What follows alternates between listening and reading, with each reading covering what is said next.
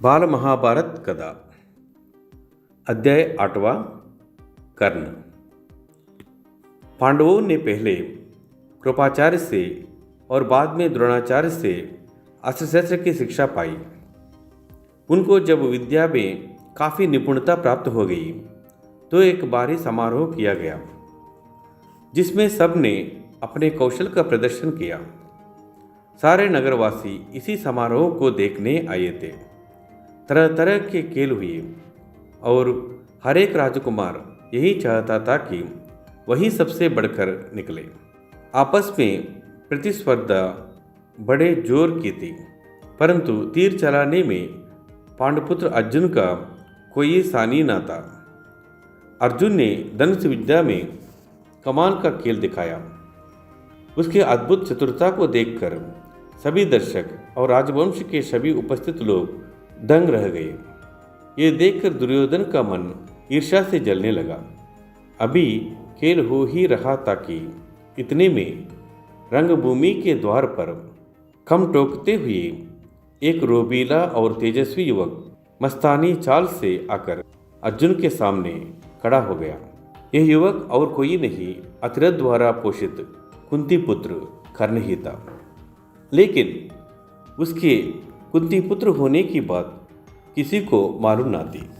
रंगभूमि में आते ही उसने अर्जुन को ललकारा, अर्जुन, जो भी करतब तुमने यहाँ दिखाए हैं उनसे बढ़कर कौशल मैं दिखा सकता हूँ। क्या तुम इसके लिए तैयार हो?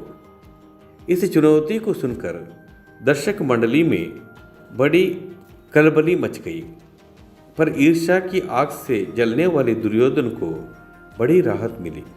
वो बड़ा प्रसन्न हुआ। उसने तपाक से कर्ण का स्वागत किया और उसे छाती से लगाकर बोला, कहो कर्ण, कैसे आए? बताओ, हम तुम्हारे लिए क्या कर सकते हैं?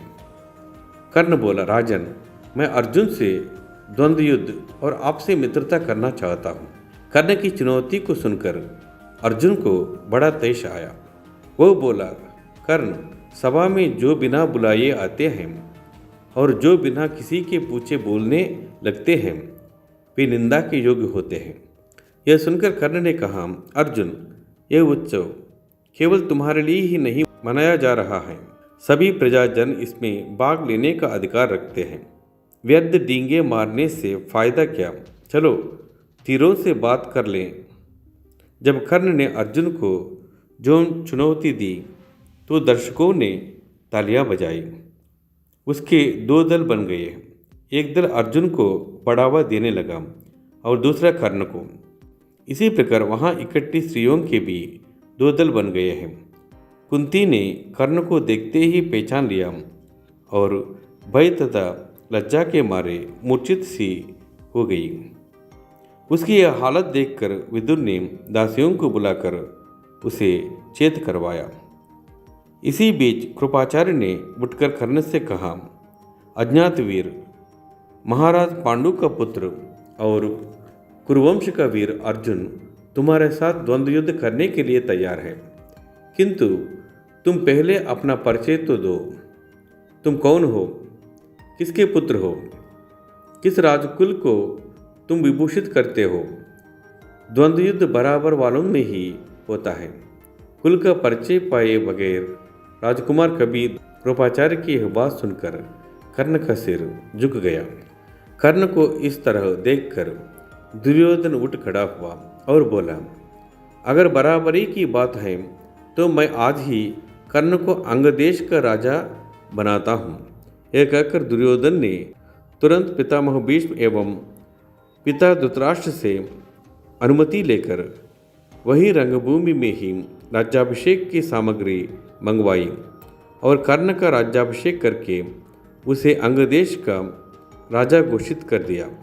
इतने में बूढ़ा सारथी अतिरथ, जिसने कर्ण को पाला था, लाठी टेकता हुआ और भय के मारे कांपता हुआ सभा में प्रविष्ट हुआ।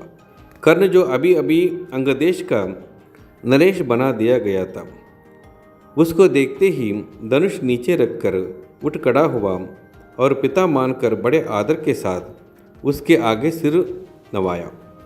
बूढ़े ने भी बेटा कहकर उसे गले लगा लिया।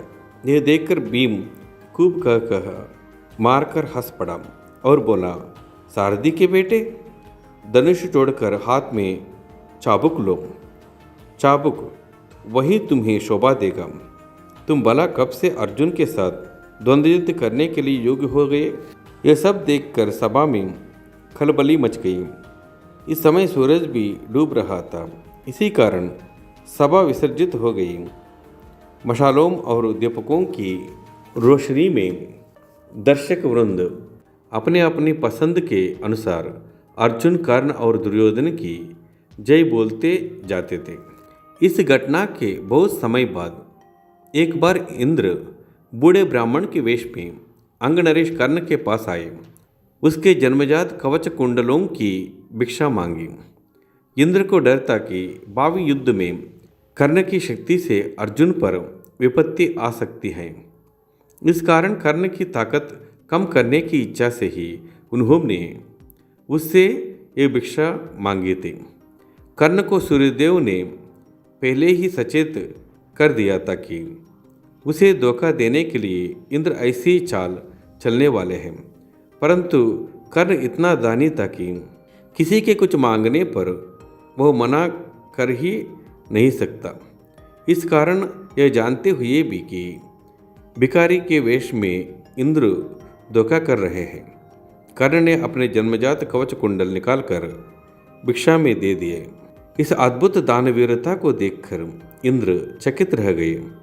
कर्ण की प्रशंसा करते हुए बोले, कर्ण, तुमसे मैं बहुत प्रसन्न हूँ। तुम जो भी वरदान चाहो मांगो। कर्ण ने देवराज से कहा, आप प्रसन्न हैं, शत्रुओं का संहार करने वाला अपना शक्ति नामक अस्त्र मुझे प्रदान करें। बड़ी प्रसन्नता के साथ अपना वह शस्त्र कर्ण को देते हुए देवराज ने कहा, युद्ध में तुम जिस किसी को लक्ष्य करके इसका प्रयोग करेंगे वह अवश्य मारा जाएगा, परंतु एक ही बार तुम इसका प्रयोग कर सकोगे। तुम्हारे शत्रु को मारने के बाद यह मेरे पास वापस आ जाएगा। इतना कहकर इंद्र चले गए। एक बार कर्ण को परशुराम जी से ब्रह्मास्त्र सीखने की इच्छा हुई, इसलिए वह ब्राह्मण के वेश में परशुराम जी के पास गया और प्रार्थना की कि उसे शिष्य स्वीकार करने की कृपा करे। परशुराम जी ने उसे ब्राह्मण समझकर शिष्य बना लिया। इस प्रकार चल से कर्ण ने ब्रह्मास्त्र चलाना सीख लिया। एक दिन परशुराम कर्ण की जांघ पर सिर रखकर सो रहे थे। इतने में एक काला बोरा कर्ण की जांघ के नीचे घुस गया और काटने लगा। कीड़े के काटने से कर्ण को बहुत पीड़ा हुई और जांघ से लहू की तरह बहने लगी। पर कर्ण ने इस भय से कि कहीं गुरुदेव की नींद ना खुल जाए, जांघ को जरा भी हिलाया डुलाया नहीं। जब खून से परशुराम की देह भीगने लगी तो उनकी नींद खुली।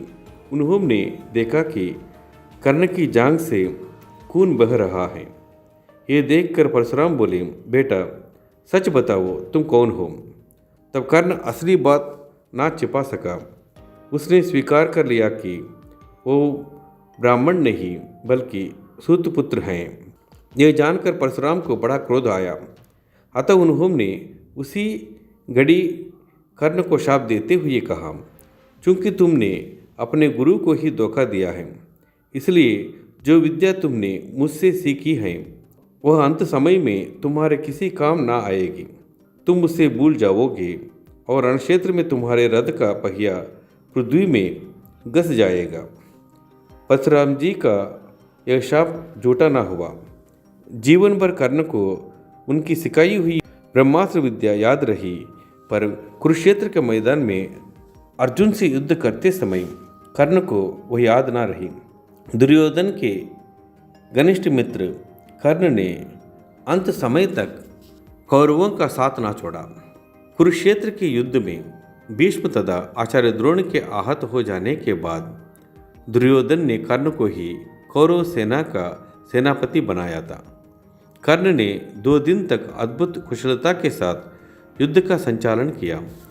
आखिर जब शापवश उनके रथ का पहिया जमीन में घस गया और वह धनुष बाण रखकर जमीन में धंसा हुआ पहिया निकालने का प्रयत्न करने लगा, तभी अर्जुन ने उस महारथी पर प्रहार किया।